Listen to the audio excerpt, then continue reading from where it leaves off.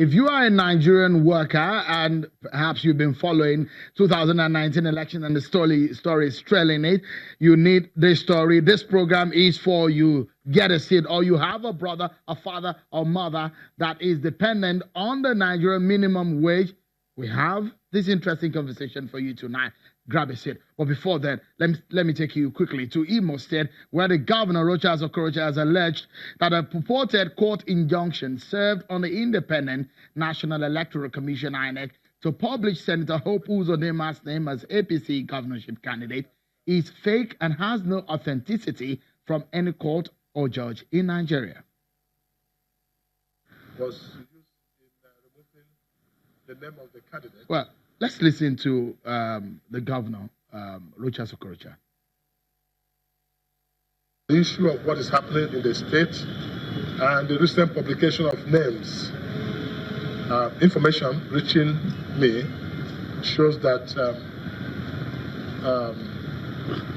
that actually a fake court order was used in removing the name of the candidate of APC in Imo State, which is Uchewosu.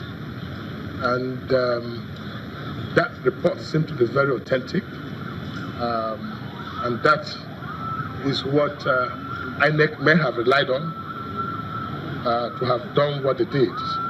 Because as at that day in the morning, from morning till about 4 o'clock, the name of Uchewosu was still there to be published, in line with the 2 court orders supporting his candidature and warning INEC and APC from removing his name. But around 7 o'clock, news started filtering in that his name has been changed and the name of the other candidate has been published. Well then, let's tell you that still in the same party, Senator Hope Uzodinma says no amount of intimidation or blackmail will make him lose focus on winning the governorship seat of Imo State by 2019. Senator Uzodinma disclosed this upon his arrival to Sam Mbakwe Airport in Owerri, Imo State capital, where numerous of his supporters were on ground to welcome him. He says he remains the authentic governorship candidate of the APC in Imo State, insisting that he won the primary election. A great thing has happened in Imo State. We will build a government that will be all-inclusive. We will be part and parcel of Nigeria. And we have a government of prosperity. We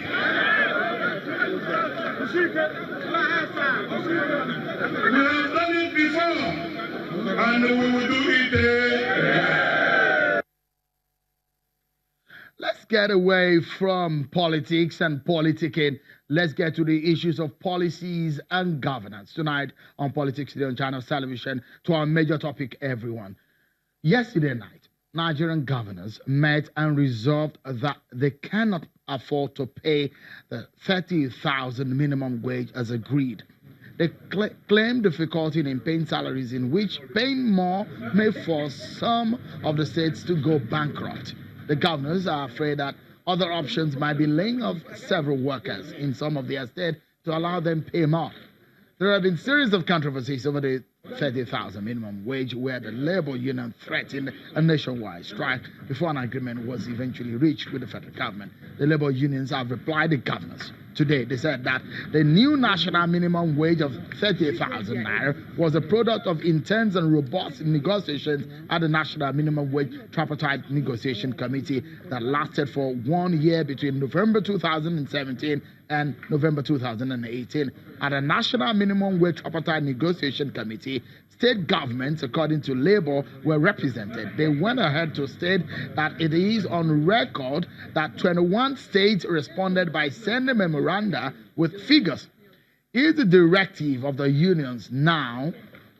Listen, they say they are asking their workers to vote out any politician or political party that refuses to pay.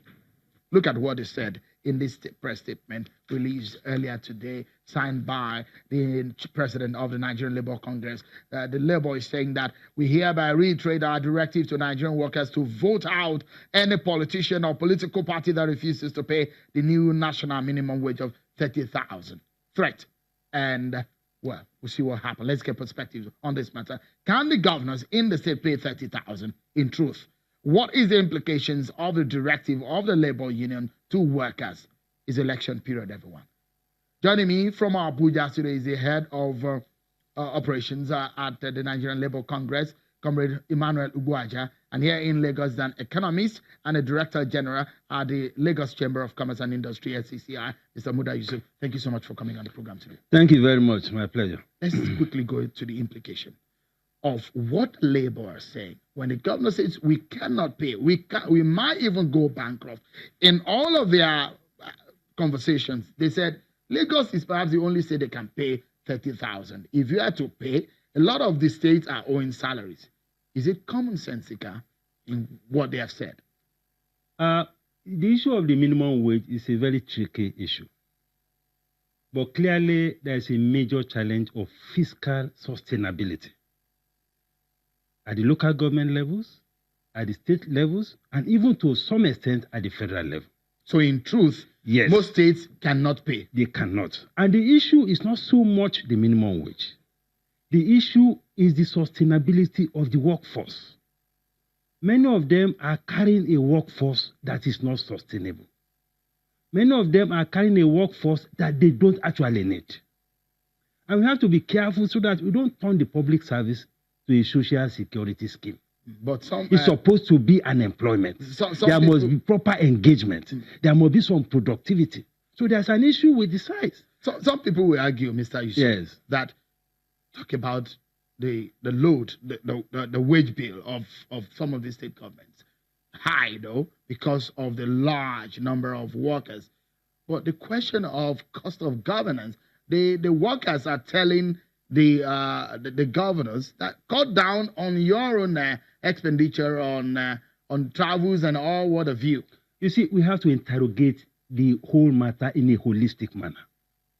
The issue of the number of political appointees, the elective, those who serve elective offices, is also an issue. We have many of them with so many special assistants, so many special advisors, and the overhead. Because if you continue to run the country this way, the economy will also suffer. So if you pay 30,000 today, there is trouble.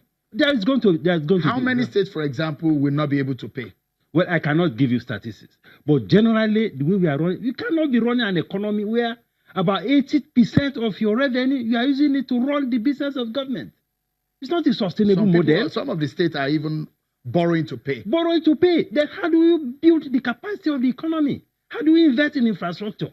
Mr. Yusuf, let's hear from, there's a threat on the ground. That's from the economist's point of view, that in truth, they cannot pay. Comrade Ugwaja, tell us tonight on the program. When the economists say, in truth, some of these states don't have the capacity to pay because some of them are in trouble. Would you say that the governors should pay, considering what is on the ground, in truth?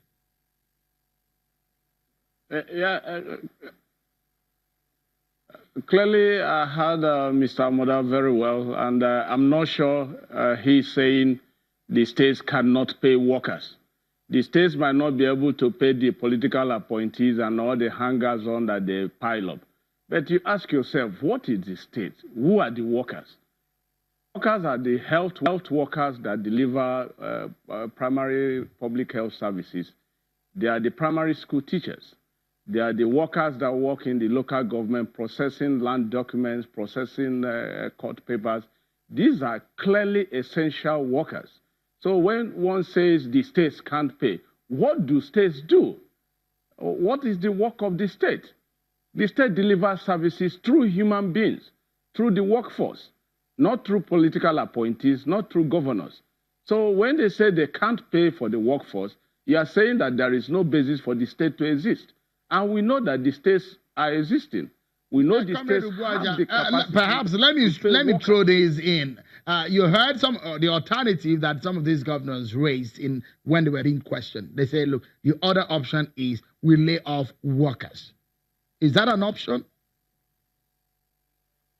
No, I'm glad the person you have, the DG there, is an economist. It shows the lack of understanding of the governors with regards to workplace relationship. What it will cost them to lay off workers is more than what it will cost them to pay the minimum wage. It's as simple as that. They are not going to fling out workers. There are workers that have put in several years that when you start calculating their end of service benefits lump sum at a go, it makes no sense of what the governors are saying. But clearly for us, the ignorance they're displaying will be responded to with the ballot box, with the PVCs. Because clearly we are now coming to the realization that the governors don't know what they're out there to do.